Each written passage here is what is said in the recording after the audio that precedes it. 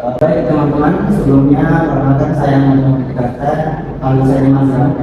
Di sini saya akan menjelaskan tentang algoritma verifikasi, bab kesalahan verifikasi, melalui dan juga verifikasi. Sebelumnya teman-teman tahu apa yang saya sebutkan tadi? Oke, jadi untuk gambaran secara umum saja akan saya jelaskan pada pertemuan konteks. Oke, yang pertama yaitu ada redundansi. Redundansi itu dibagi menjadi dua, secara pengertian umum dan juga secara pemikiran IT.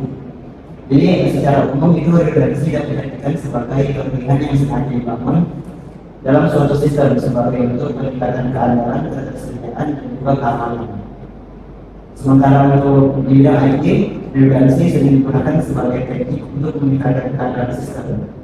Jadi sistem yang sudah ada itu ditingkatkan kembali. Yang pada dasarnya redundansi adalah cara untuk menyediakan cadangan atau backup bagi komponen atau sistem yang kritis. Mungkin langsung saja lanjut ke pengertian dari bab dan dua kesalahan. Di sini terdapat dua perbedaan antara bab dan dua kesalahan. Mungkin teman-teman cukup familiar dengan kata-kata ini. Yang pertama ini bab adalah kesalahan pada software yang sudah jadi, yang menyebabkan program menjadi berjalan dengan semestinya. Bug bisa berupa hasil yang tidak diinginkan, program crash atau tiba-tiba atau fitur tidak berfungsi sebagaimana semestinya. Bug biasanya ditemukan oleh tester atau end user saat program sedang digunakan. Jadi bug ini lebih tepatnya sebagai penyimpangan dari komputer pelanggan yang ditemukan oleh tester. Alasannya itu beragam, ada karena pengkodeannya hilang, ada yang pengkodeannya salah, atau mungkin pengkodeannya itu ekstra. Jadi developmentnya atau testernya menemukan sebuah kode yang banyak yang tidak memenuhi aturan. Dan juga jenis-jenis dari bug itu sendiri saya sebutkan jadi saja ada algoritma dan juga sumber daya.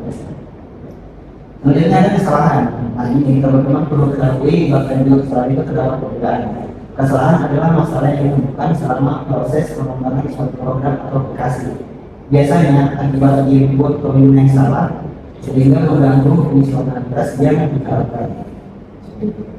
Pengujian ini dapat membantu mencegah masalah ini dengan mengambil kesalahan dalam kode dan dilakukan atau juga kita bikin masalah. Contoh kasusnya itu ketika sesuai dengan kebutuhan klien, fungsionalitas aplikasi tidak berfungsi dan diketahui ada cacat dalam pengerjaannya atau ada kekurangan. Ini ditemukan oleh pengembang, alasannya beragam karena ada yang memberikan sesuatu yang salah, ada juga yang kesalahan dalam kode. Jenisnya itu terbagi jadi tiga, ada cacat tinggi, sedang maupun rendah. Sampai sini paham ya? Oke. Selanjutnya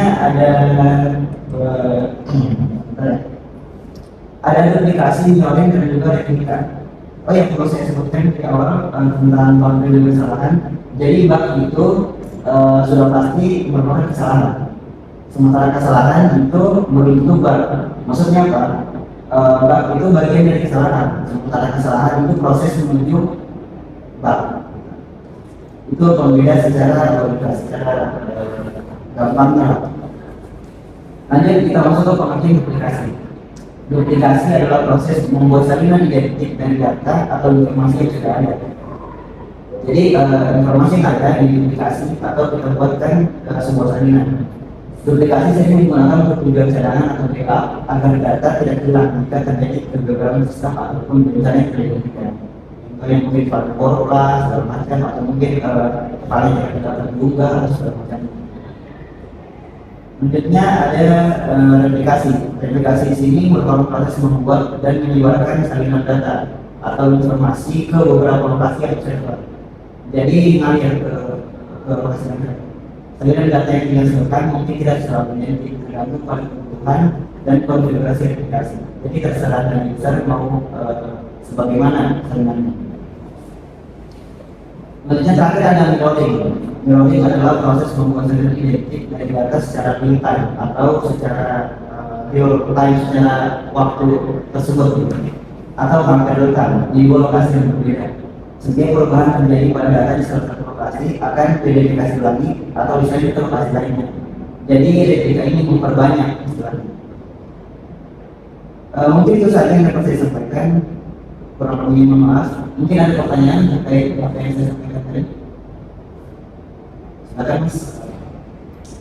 Jadi mendengarkan tadi nama saya Ahmad Hilal dengan 8. Jadi sudah dijelaskan pada menjadi pengenaan kesalahan. Saya ingin bertanya bagaimana para developer atau pengembang mentoleransikan sebuah kesalahan dalam sebuah. Pertanyaannya bagaimana developer mentoleransi kesalahan pada sebuah bug. Sebelum saya jawab ini, kita perlu tahu terlebih dahulu pengertian dari toleransi kesalahan itu apa. Jadi itu adalah sebuah komponen sistem untuk terus berfungsi dengan baik meskipun terjadi kegagalan komponen sistem. Contohnya seperti perangkat dalam jadi di dalam sebuah sistem terjadi kegagalan. Jadi kita harus mentoleransi atau kita memperbaiki kesalahan tersebut. Caranya yaitu mungkin dari developernya setahu saya itu memberi script pengujian untuk menguji fungsi-fungsi dari kode yang dimaksudkan. Selanjutnya ada menerapkan pengujian otomatis yang dapat dijalankan secara total.